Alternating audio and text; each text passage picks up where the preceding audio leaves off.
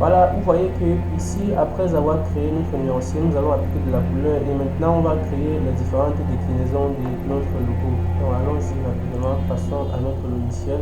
Cette fois-ci, je vais créer mes déclinaisons sur un document au format A. Je vais prendre du A3.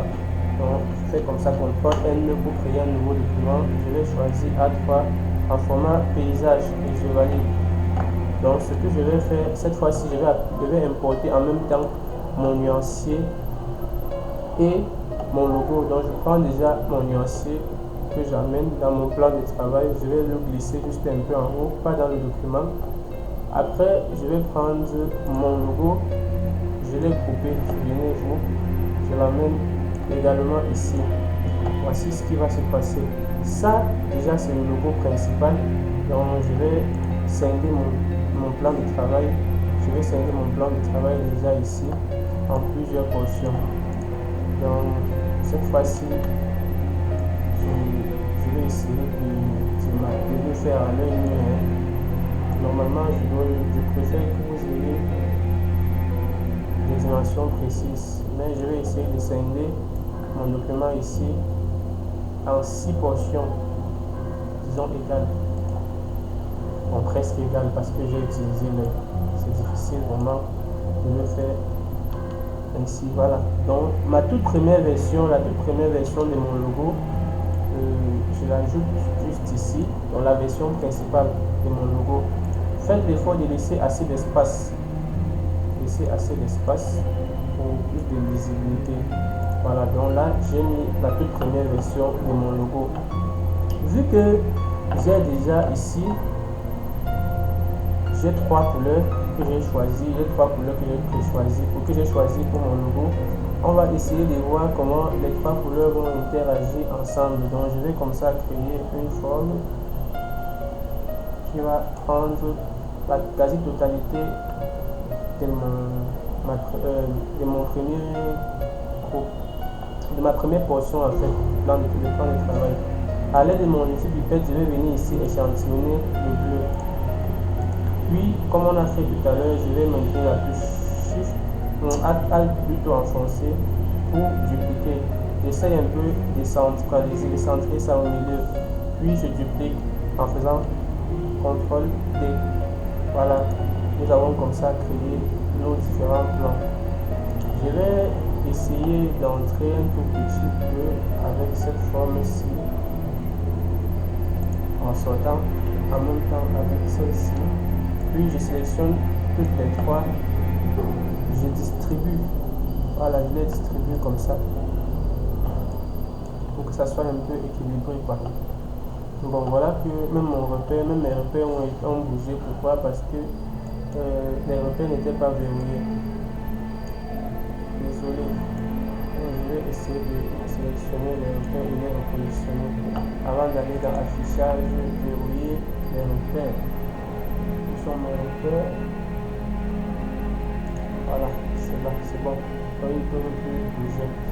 Maintenant que c'est fait, descends un tout petit peu notre nuancier pour l'avoir bien en vue. Je vais prendre maintenant les éléments par ordre. D'abord ce bleu, puis j'ajoute mon vert. Voilà.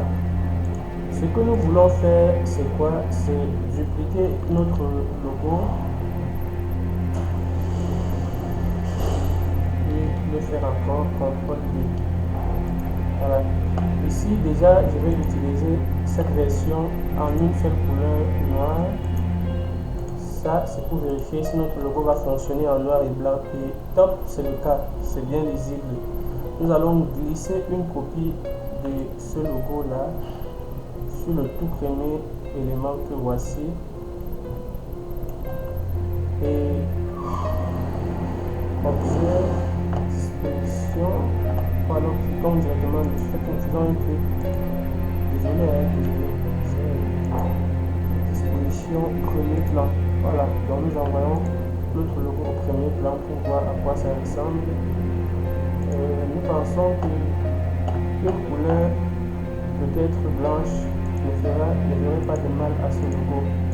Vous voyez, avec du blanc, ça fonctionne très bien ici. Nous Nous allons continuer notre petit marché en dupliquant une fois de plus notre logo ici. Nous allons le dupliquer là comme ça et tester les différentes couleurs.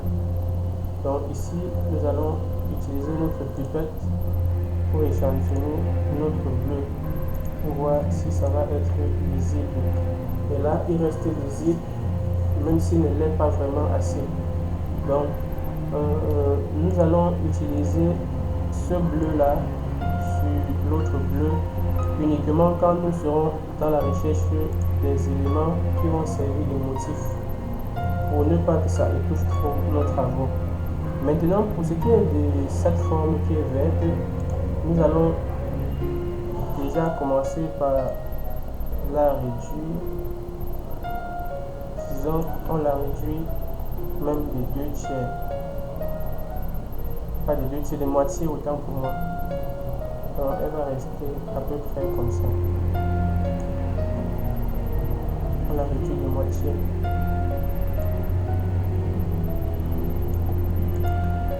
Puisque nous comptons très bien utiliser notre logo en plusieurs versions. Primo, la version horizontale, vous savez, très souvent on en a besoin pour les pieds de page et parfois pour certaines formes de documents. Donc nous allons venir ici dissocier notre logo. Quand nous dissocions, ça nous donne 2 groupes parce que le logo déjà à lui seul constitue un groupe et le nom constitue un deuxième groupe. Commençons déjà par resélectionner, puis revoir la taille. Cette fois-ci, c'est le nom qui va monter.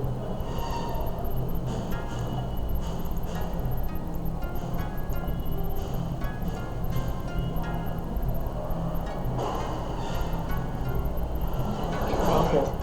Donc ça, c'est la version horizontale de notre logo. Nous allons sélectionner et couper à nouveau CTRL-G. Puis nous allons prendre une copie, envoyer juste en bas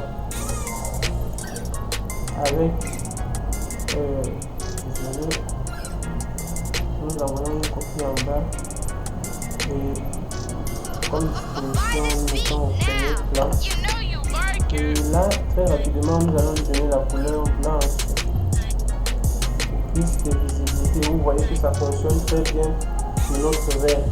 Donc nous venons très rapidement comme ça de créer les différentes versions de notre logo. On se retrouve dans la prochaine vidéo. Merci. N'oubliez jamais d'enregistrer. C'est ce que j'ai oublié de vous.